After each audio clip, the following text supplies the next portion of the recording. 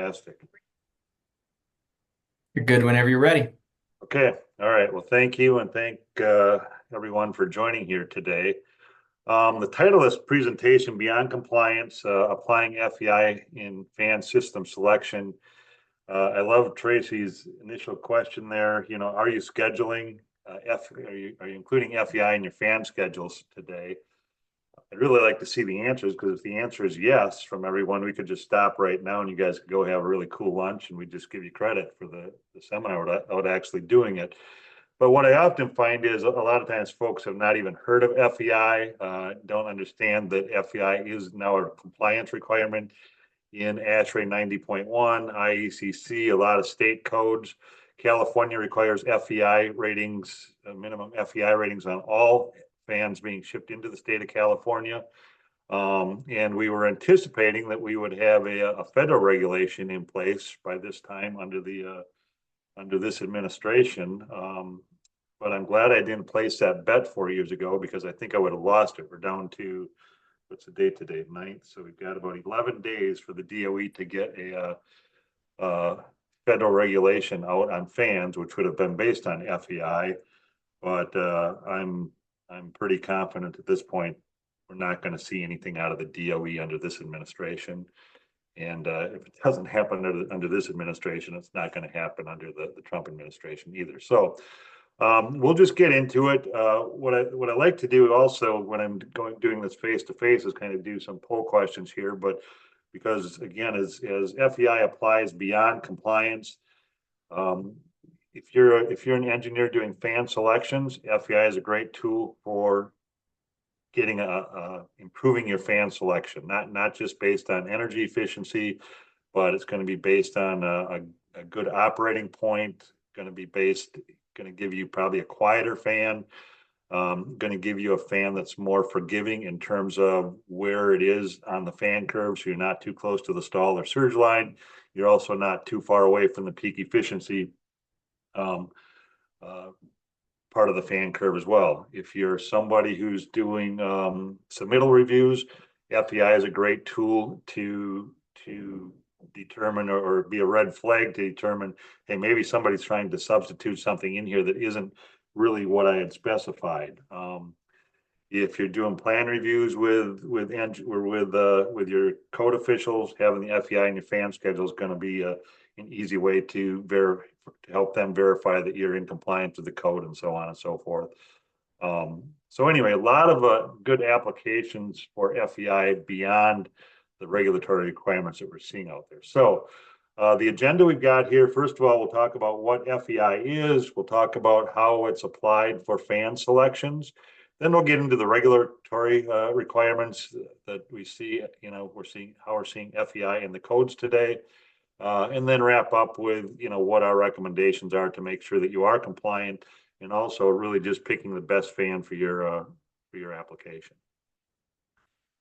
All right, so Tracy, I'm usually looking for questions at this point, but I'm just going to plow on here, and I'm trusting you're logging them, or they're being logged somewhere, and we'll get to them at the end. So what is FEI? FEI is the acronym for Fan Energy Index, and the emphasis really is on energy. Using the FEI correctly is going to get you a fan that consumes the least amount of energy for your application, okay? And it's really made up of three things. One, it's a ratio that accurately compares one fan to another. So, for example, if you have a fan with an FEI 1.1 versus 1.0, that FEI with 1.1 is going to consume about 10% less energy than the fan with an FEI of 1.0. And the thing with FEI is bigger is better, so a little counterintuitive, but a bigger FEI number is going to tie to less energy consumption, okay? As I mentioned already, it's a tool that's going to help you select the best fan for your system or your application, best in terms of performance, but also best in overall value. It's going to get you into the sweet spot of the fan curve that's going to be cost effective for first cost, but also cost effective for the life cycle cost of that fan. And then finally, FEI is in the national energy codes now. as I mentioned earlier, so it is a mandate in many areas. And if you're not seeing it in Georgia yet, I'm anticipating you will be shortly. All right, so let's talk about this ratio a bit. What is it? How is it calculated? So it's just a simple ratio of what we call baseline electrical input power to actual electrical input power. And if we look at the curve on the left here, the fan curve on the left, is what it does is there's going to be different performance bubbles for different FEI levels. So if you can see my mouse, I'm not sure you can see my mouse, but I'm just kind of going around that FEI of 1.2 there. Okay, that is going to be where that fan is going to, anything on that line or inside that line will have an FEI of 1.2 or greater. As we kind of move out, we get to an FEI of 1.1, and then we can see we got an FEI of 1.0. And the reason we've got that highlighted there in blue is the energy codes they require all fan selections to be an FEI of 1.0 or greater.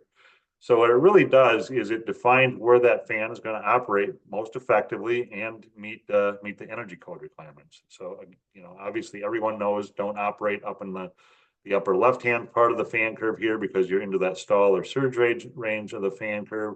But it's also good to eliminate selections down in this lower part of the fan curve.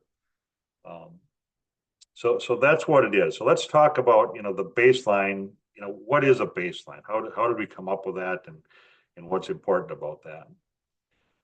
Well, what the AMCA members did, and AMCA is the Air Movement Control Association. I would say probably every U.S. manufacturer of fans is a member of AMCA. Greenheck's certainly been a member of AMCA for years. The other guys out there that we run into on a day in, day out basis are also members of AMCA. And all the manufacturers got together about, gosh, that was probably around 2010 in anticipation of this regulatory stuff that was coming out of the Department of Energy. And they said, all right, for any given operating point, what would be the typical energy consumption at that duty point? And they looked at all, thousands of fan selections to do a statistical analysis to say, all right, what's a reasonable, based on the fans that are on the market today for this point of operation, what would be a reasonable amount of energy consumption, okay? Now, the other thing we didn't touch on, but I'll talk about it now, is electrical input power. Up until FEI became a metric, fan power that was published and the certifications and the ratings that we provided as manufacturers were based on brake horsepower, okay? So it did not include drive losses. It did not include motor losses. What FEI does, it is based on electrical input power. So when we were coming up with this baseline electrical input power, we had to make some assumptions, okay? Because most of the data that was available then was just based on shaft power or brake horsepower. So AMCA said, all right, we're going to assume that fan has a V-belt drive, has a 60 hertz motor with 4 poles and an IE3 efficiency. That's how we're going to, that's what we're going to use for our assumption for establishing a baseline. And then finally, they said for each duty point, there's only going to be one baseline fan. We're not going to make this confusing by allowing different baselines for different styles of fans. And what that's really done is it's really created a really cool tool here that allows users to easily compare one fan to another fan, regardless of whether it's a prop fan, sidewall prop fan, a power roof ventilator, a centrifugal blower, a vane axial fan. You can use the same FEI. FEI will be an apples to apples comparison, regardless of the type of fan that you're selecting. All right. So I mentioned the importance, the change from just looking at brake horsepower to electrical input power. When we're talking about electrical input power, we're talking about everything from the power out of the wall. So that would be from the wall. If you've got a VFD, it would include the losses for the variable frequency drive. It would include the losses for the motor. It would include the losses for the belts. It would include the bearing losses. And finally, it would include aerodynamic losses. And how that compares to what we used to do with brake horsepower is brake horsepower only included aerodynamic losses and bearing losses. So again, going back here, you can see FEI is much more encompassing in terms of the entire, what we call the entire fan system, as opposed to just the standalone fan without the motors, drives, and VFDs. So prior to FEI, as an engineer selecting fans, you would have to make some assumptions on your own. And if you're using software like the Greenheck software, I think we had some, probably still have some placeholders in there where you can plug in what you want to use for your motor loss, your drive loss. Don't know about VFD loss or not.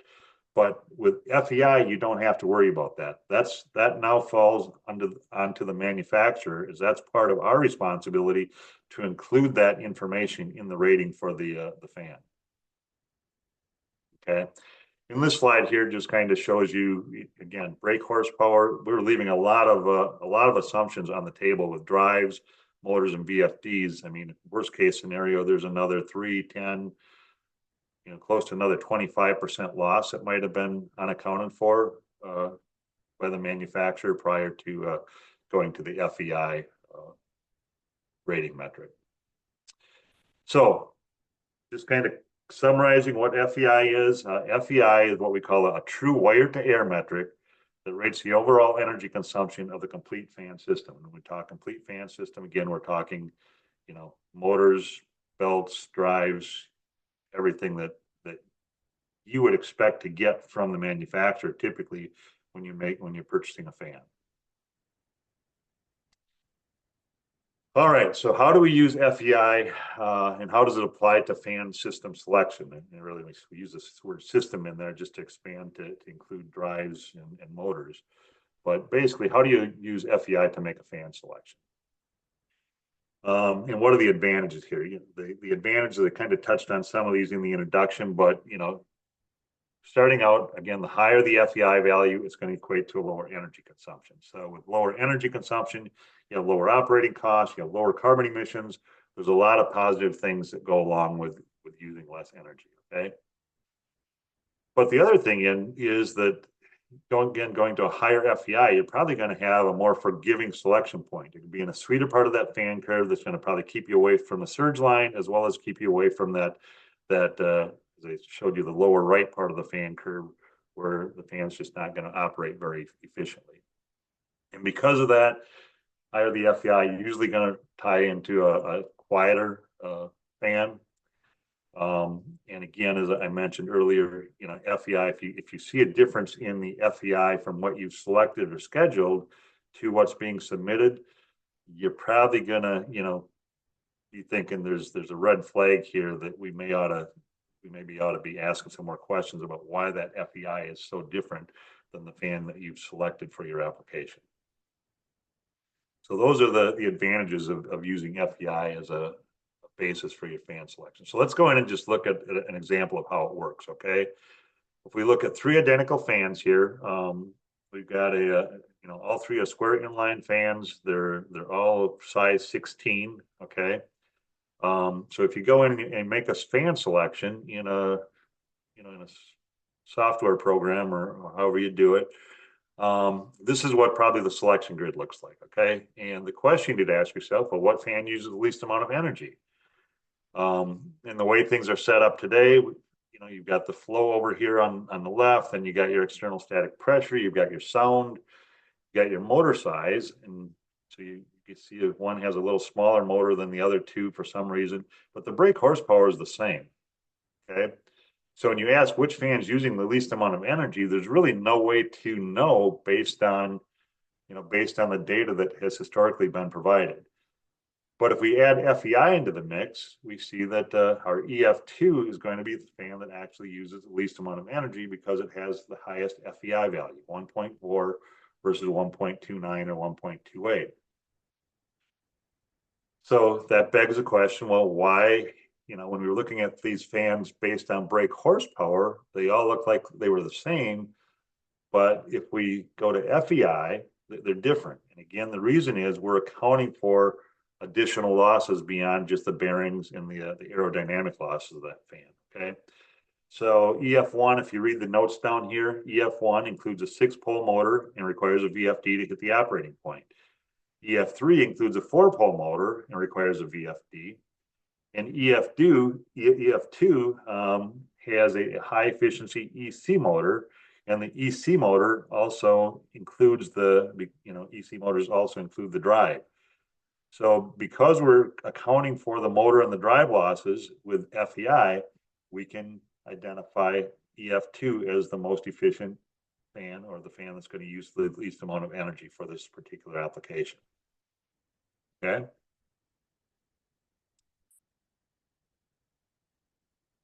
All right, well, say, 1.4 versus let's just call it 1.3 for rounding here. How big a difference, how big a deal is that? Well, if we look at one fan over 1 year, it amounts to about a little over 500 kilowatt hours of energy savings, a little over $60 of energy savings, depending on where you are in the US, and a little over 450 pounds of CO2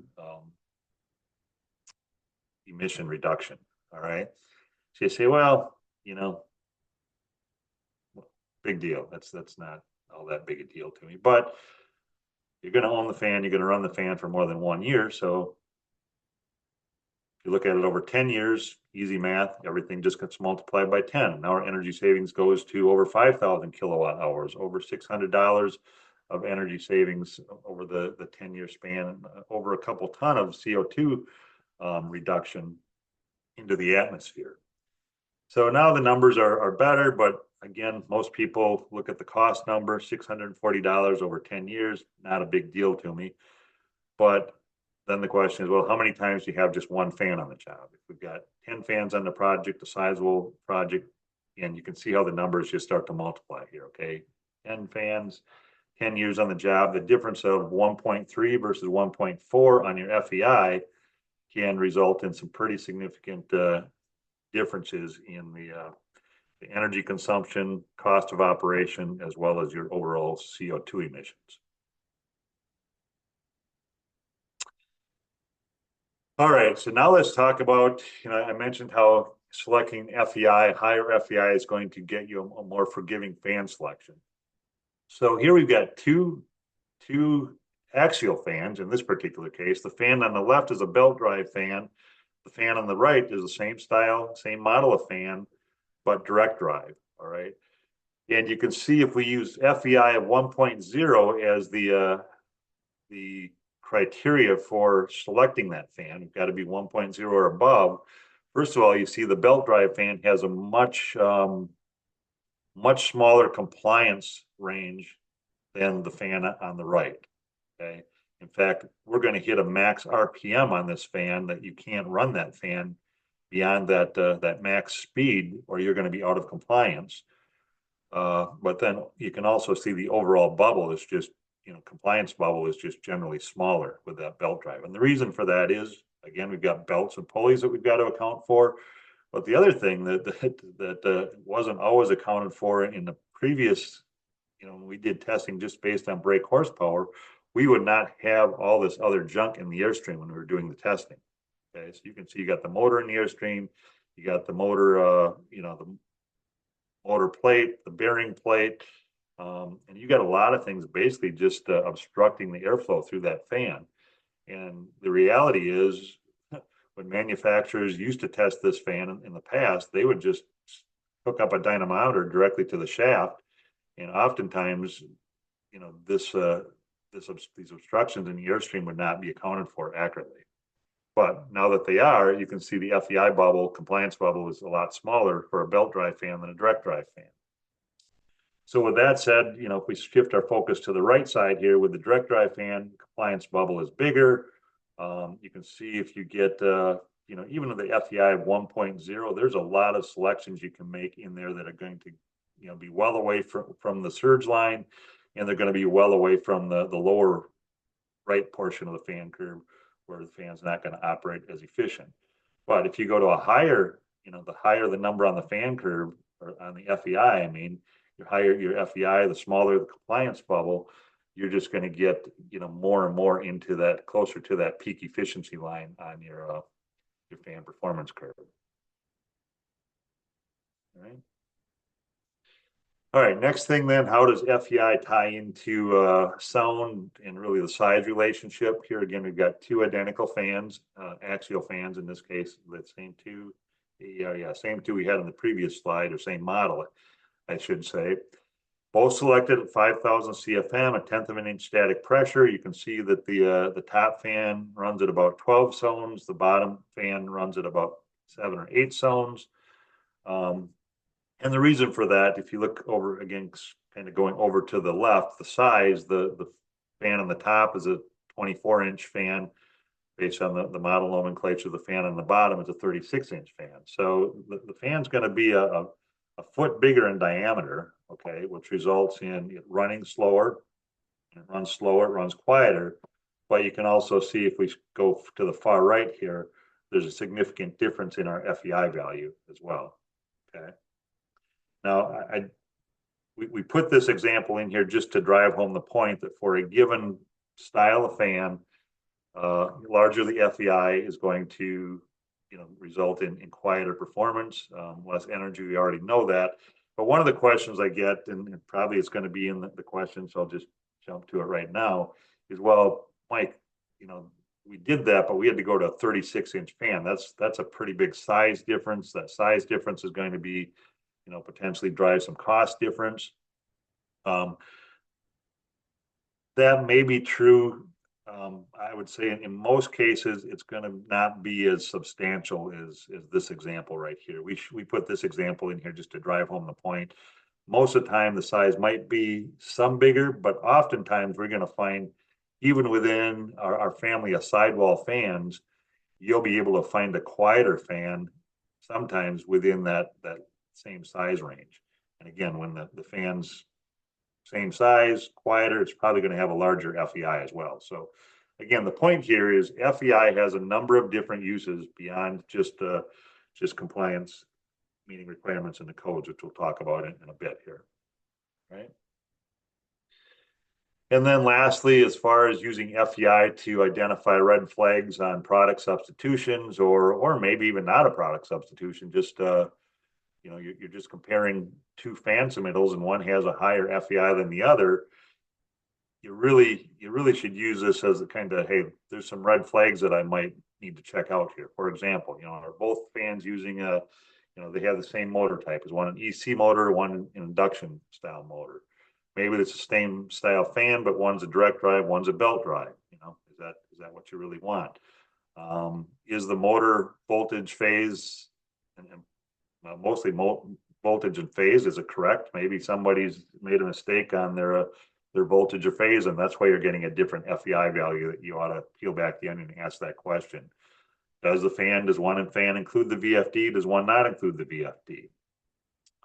And again, differences could be just an overall difference in the style of fan, mixed flow versus centrifugal, or mixed flow versus axial fan. So anyway, again, the point here, again, with FEI, simple tool. If you see differences between two fans, that's a red flag to start drilling down and asking some questions about whether these fans are actually, equal in terms of how they're being built, what's being provided.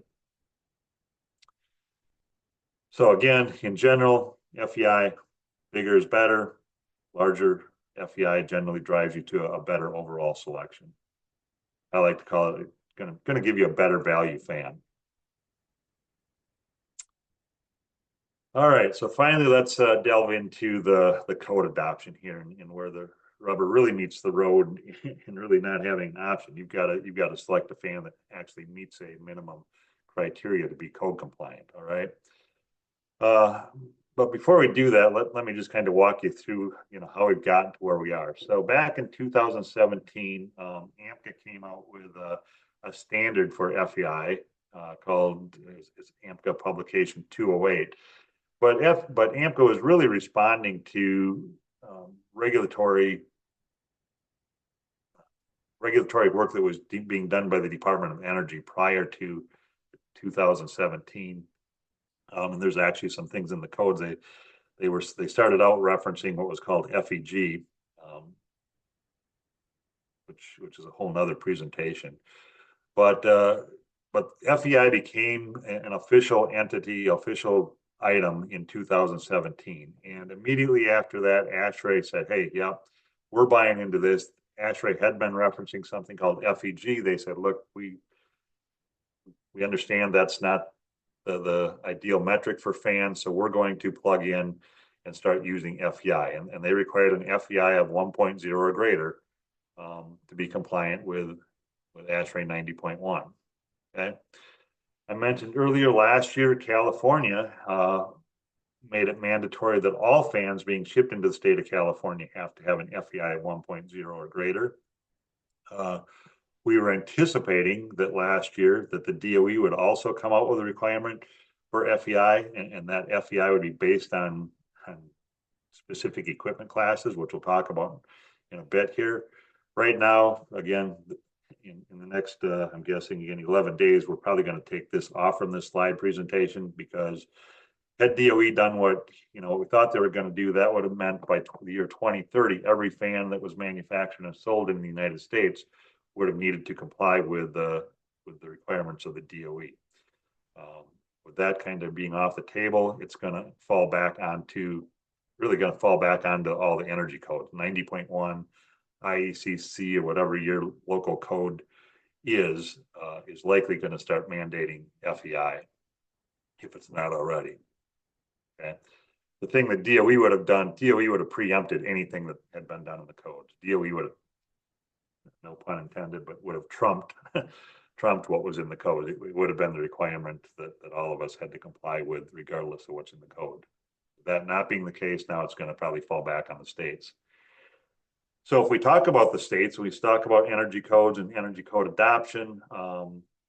As of September of last year, we had 14 states that had adopted ASHRAE 90.1 2019.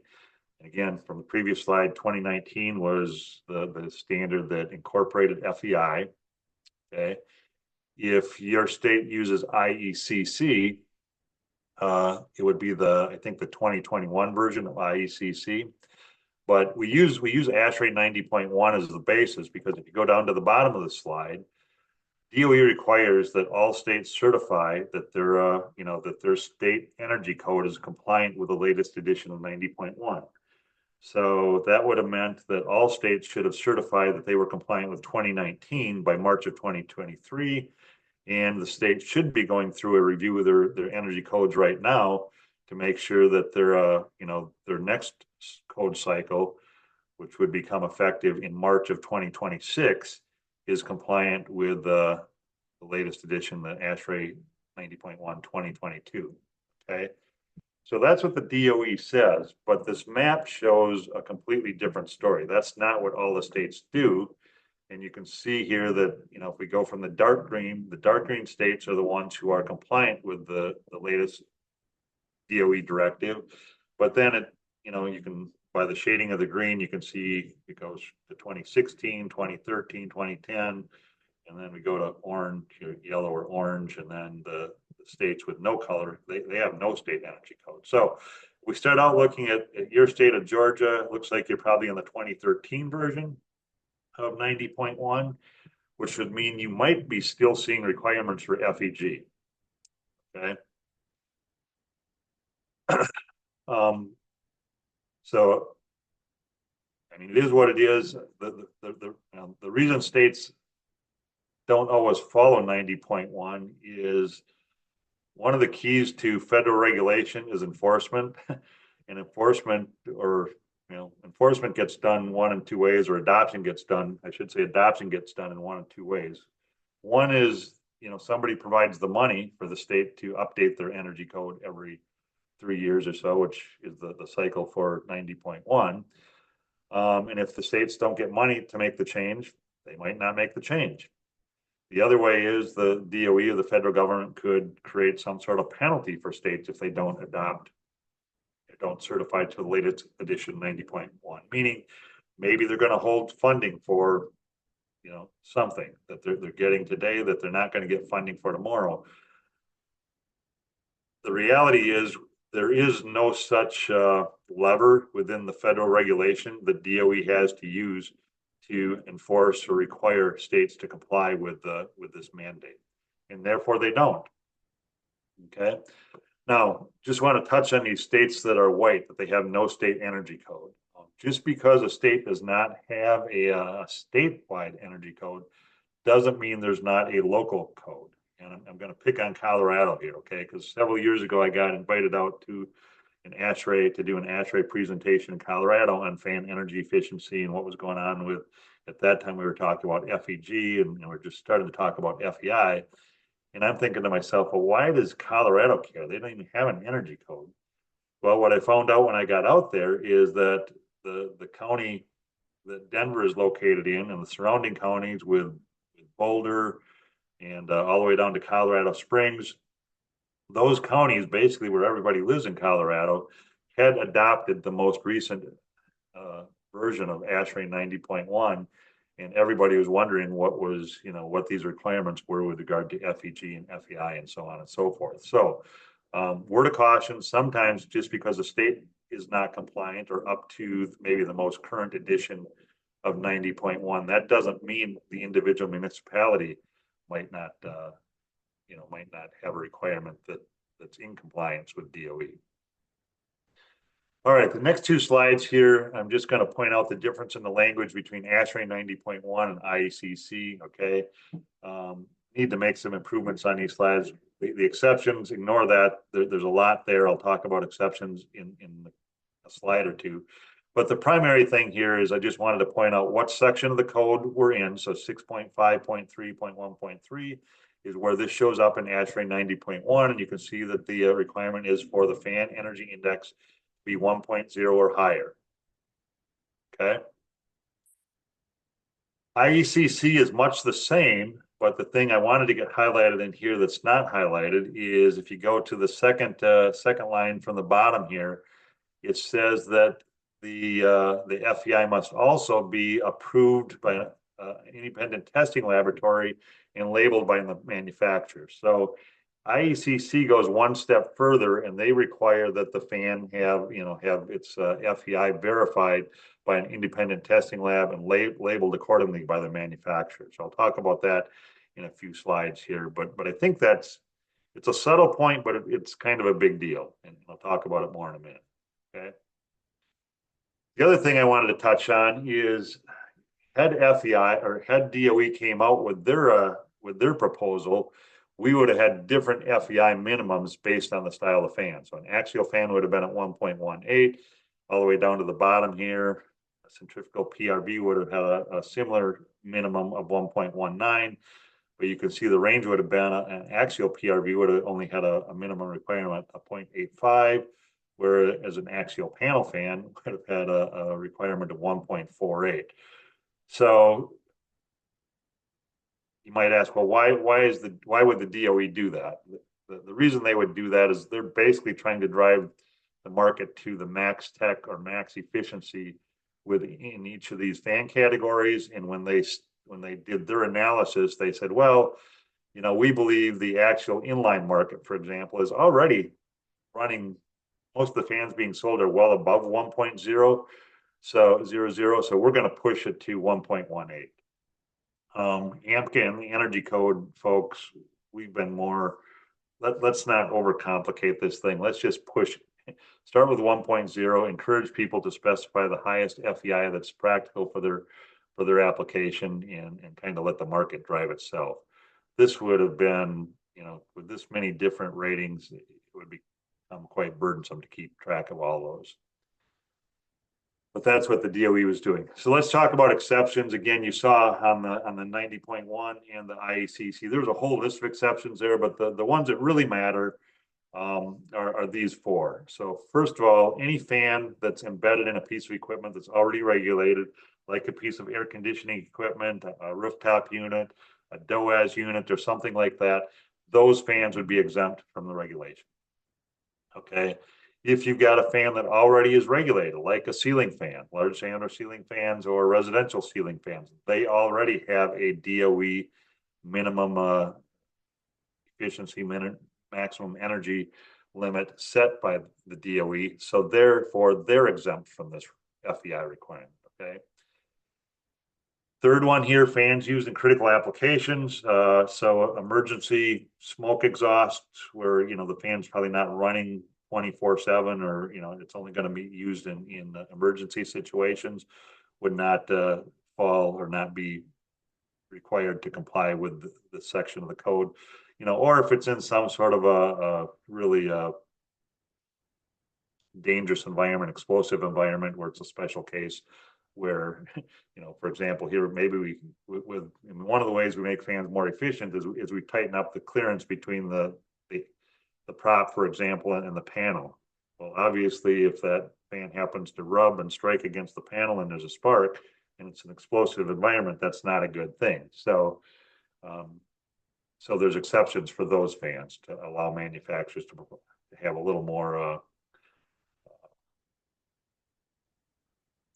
tolerance with in their manufacturing processes. Okay. And then lastly, this is the big one, is the fans with a motor nameplate of 1 horsepower or less, or of less than 1 horsepower, I should say, are exempt from this as well. So any fractional horsepower fans are going to be exempt from this regulation. So stating it another way, the FEI code requirement applies to all fans over 1 horsepower that are not embedded in another piece of equipment, is kind of the simple way I think of it. All right, so kind of coming back to this IECC mandate for third-party verification, Air Movement Control Association, AMCA, has a certification program for FEI, and because it's in the code, it's required by, to be compliant with IECC. But I just think it's good engineering practice. Most of you probably already have a requirement for your fans being AMCA certified for air performance or sound. It's just a matter of updating that to include the requirement for FEI. All right. So nationwide adoption of FEI and codes already in progress. This last line here, full compliance will be required by 2030. Honestly, don't think that's going to happen. But we'll know more in 11 days. So, but regardless of whether that happens or not, I think it's just good practice. FEI is a great tool to use for fan selections. And, over the course of the next, I would say 3 to 5 years, FEI is going to be adopted nationally through the energy codes. So some recommendations here, even if your state's not, is not on the latest edition of 90.1, which it appears Georgia is not. I'd encourage you to update your specifications and schedules to include FEI, and I would go so far as to say not just include FEI, but include an FEI of 1.0 or greater as required by the code. You can do that pretty easily if you're using a fan selection tool like our ECAPs. FEI is going to be in there, and if you use FEI as kind of a basis for your fan selection, again, it's going to help you optimize your performance as well as ensure compliance with the new codes. In fact, one of the questions I usually get with this, for example, California, where they do not allow a fan to be shipped into the state that's not 1.0 or better. One of the questions I think we ask in CAPS is, well, where's that fan going to ship to? If you say that the fan's going to ship into California, we won't show a fan selection in the selection grid that's not FEI 1.0 or greater, that being compliant with California's requirement. Okay, we just won't show those fans in the selection grid, and they're not an option for you to select. Kind of again, just reiterating what we talked about, use caution if you see an FEI that's different than maybe what you had selected with your fan, and schedule and hold the duty point on FEI is really the message here. So is FEI the only, how do you use FEI? Well, first of all, it's probably not going to, it could be used, but not an easy thing to just look at a prop fan versus a power roof ventilator versus a centrifugal fan. Well, like I said earlier, you can use FEI to compare each one of these fans to see which one's going to have use the least amount of energy. But generally what we say, select your fan first based on the type of fan you're looking for and the application, okay? Once you get into the type and style of fan that you're going to need, then use FEI to optimize the selection within that type of fan. But again, it can be used across all fan types. Let me just reiterate that. So here's what we recommend for specifications. I won't read this, but basically 3 parts. First, require your fan to meet, have an FEI that's equal or better than the latest edition of 90.1. Make the FEI rating have a certified by AMCA. And then, show FEI in your design documents, specifically, something that's kind of new, and the call to action here. It goes back to the question that Tracy teed up at the beginning of the presentation. Add FEI to your fan schedule, and really recommend making sure that the fans you get on your job or that are submitted meet that FEI requirement for your fans, what you've got scheduled. Okay. So this is what it would look like on your fan schedule. You've got FEI here, and then a note on your fan schedule that says the fan shall meet or exceed the scheduled FEI value and be licensed to bear the AMCA CRP seal for FEI. So if you do that, my job here is done. I've accomplished my task, and you can go on and live life and have a great day. So I think that's all I've got, Tracy. That was the last slide.